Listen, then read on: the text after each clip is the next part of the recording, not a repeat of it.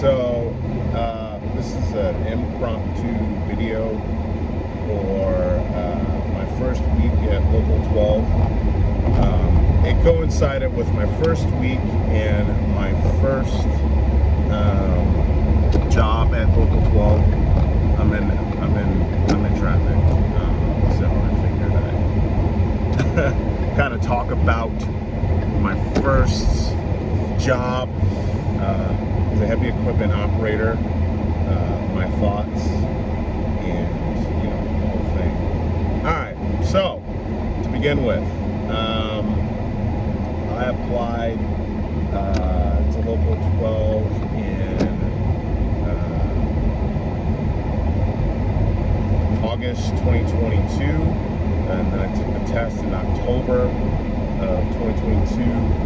Found out I did well later on that month, and I got a call to do drug testing in May, and then mid-May I went to the Local 12 training site and began there. I was there at the training site for 72 days, not consecutive, meaning after the first 2 weeks, I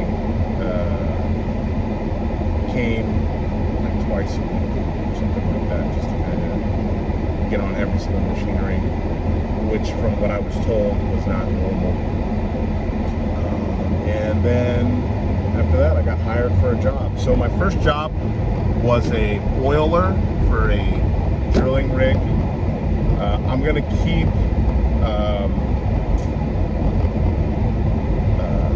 company names out of it. Not that I have anything bad to say, it's just I don't know the do's and don'ts and stuff yet, but this is just to kind of give people an idea of how their first job will be in the union and whatnot, and kind of give some tips what I would suggest. The first thing that I would suggest when getting into the union, as far as the apprentice side, express your gratitude when you make it. I cannot tell you how many times instructors at the training site, my coordinator, my person that I was working with, went out of their way to make my life easier, because from what has been told to me, a lot of people in this trade just do not kind of honestly just be polite and be thankful.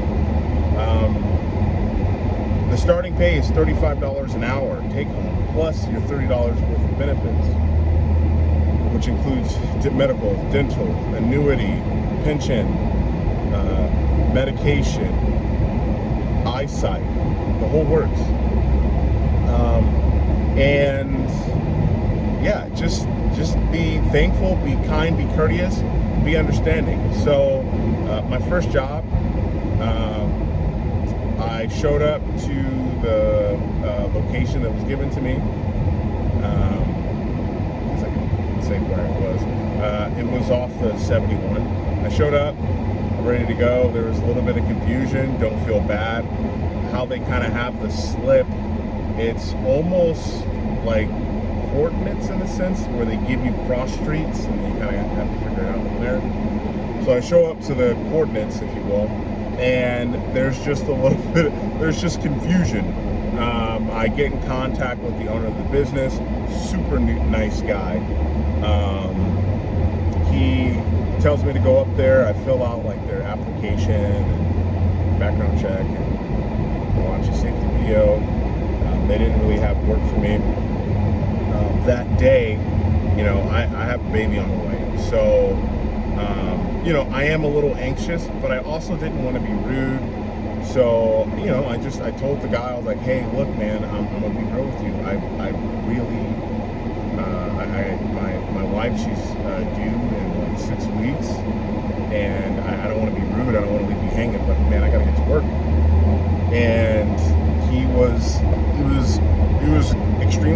understanding. He's like, all right, well, he's like, go on and call the union hall and put your name on the out of work list.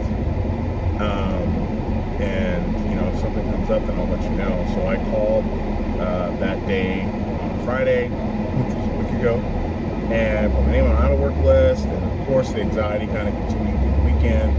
And then on Monday morning, early, he calls me up. He's like, hey, I got a job for you. For the drilling thing on the freeway. I was like, cool. Call the union hall, tell them to take my name off the list. I show up on Tuesday, and just honestly, please and thank you, and not be lazy. I got there, and the first thing I told the senior operator, the guy that I'd be oiling for, I was like, hey, if you need me to do anything, let me know. If I do something wrong, let me know. Criticism, that does not bother me. I was in the Marine Corps, so just tell me on the spot. Don't sugarcoat stuff. And so the day went on. I did everything that he asked me to do, and everything was good. There was some bureaucratic / engineering disagreements kind of going on. So the first day we set up the drill rig and do all that. We check it down to the site and kind of on standby. And then we try to do what was suggested. We're doing that, and just doing everything that we're supposed to do. And by that, so that was Tuesday. So that Wednesday, we kind of go on like a standby, because like I said, there's like a disagreement with the engineers and Caltrans. So then, I'm trying not to say that. We do everything. Some people are really rude on the freeways too.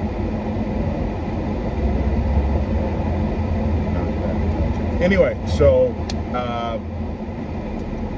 I'm doing exactly everything that I'll call him my senior operator tells me to do, and I ask a lot of questions, and I try to be polite, and I just listen. And anytime someone's talking, I'm listening. I'm trying to be proactive.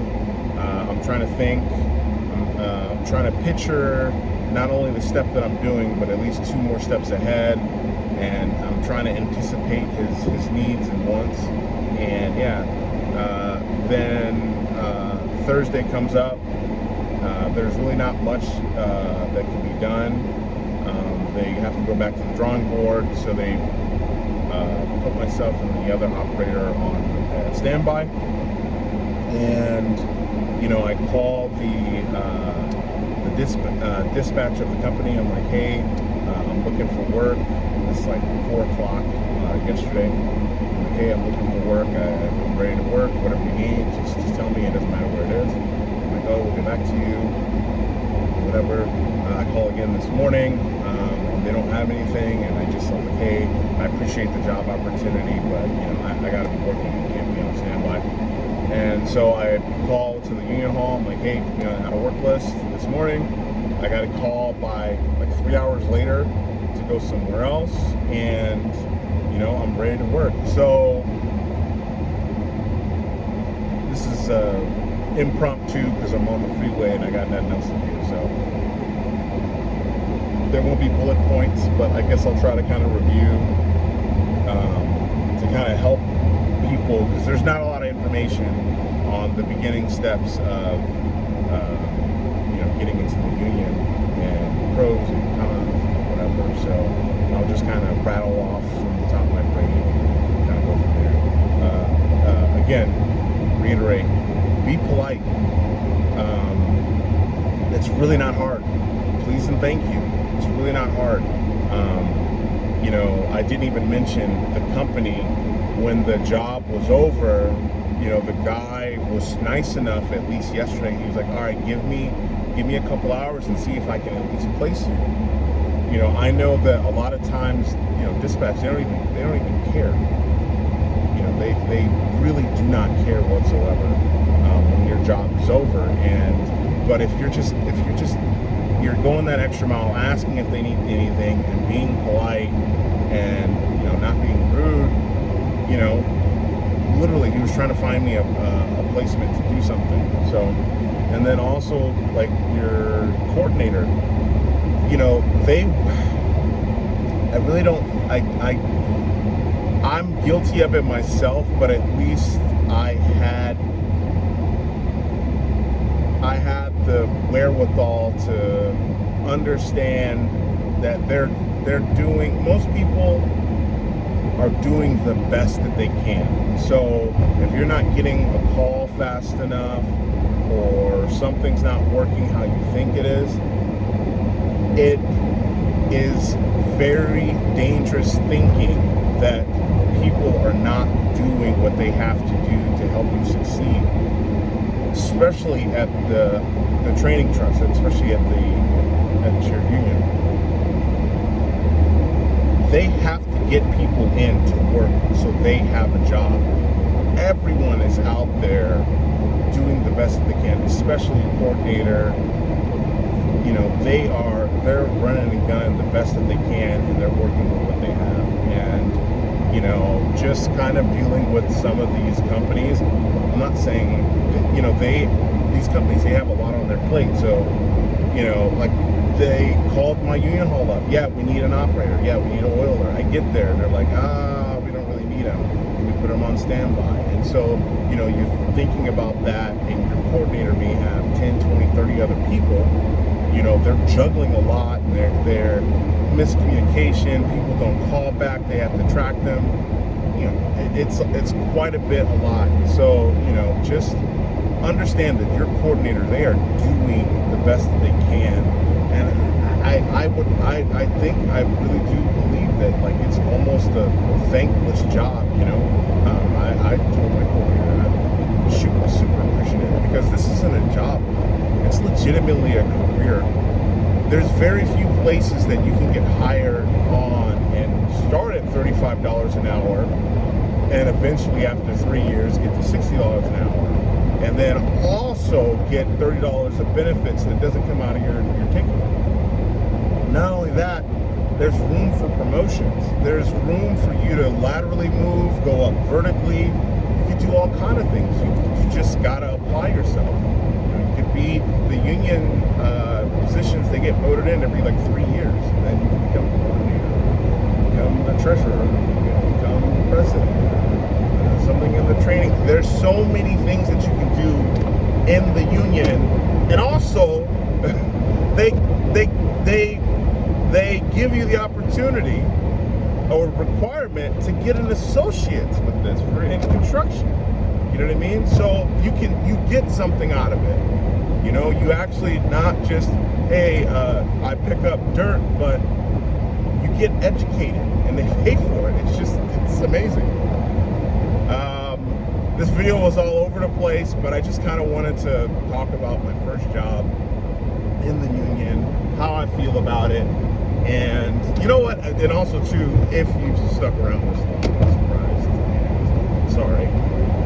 If you're at the very, very, very beginning steps, like you're about to apply to the union, here, let me start there. You should take this if you did or didn't go to college. I didn't go to college right after high school. I was very young.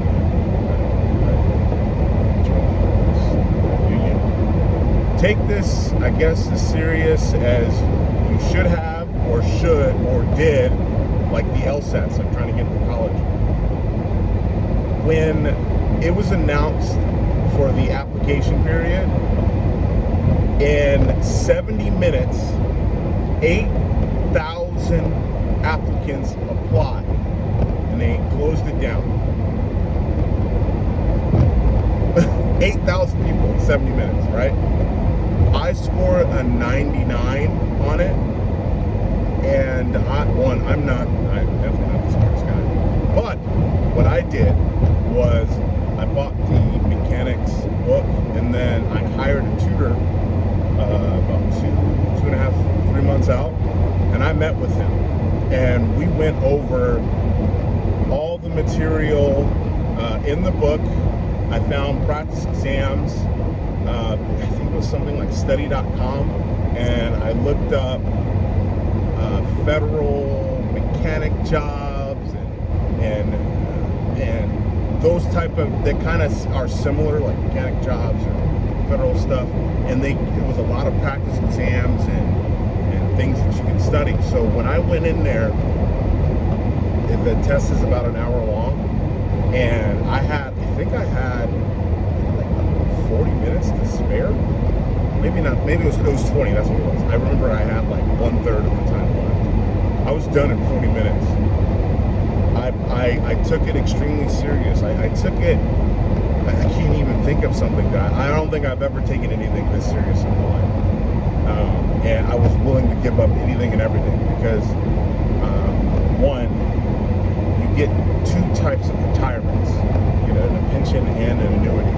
You get medical, you get a list. You can go Kaiser, you could go PPO, you could go all kind of stuff that I don't really understand, that my wife was extremely excited about. You have dental, you have vision, you have RX medication, so it's a prescription.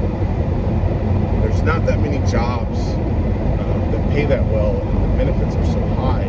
So if you're in your beginning steps, I would urge you to take it extremely serious. It's competitive, I won't lie to you, but anything that's worth it is competitive, you know. And if my dumbass can make it, I'm sure you can, because I'm a gamer, read,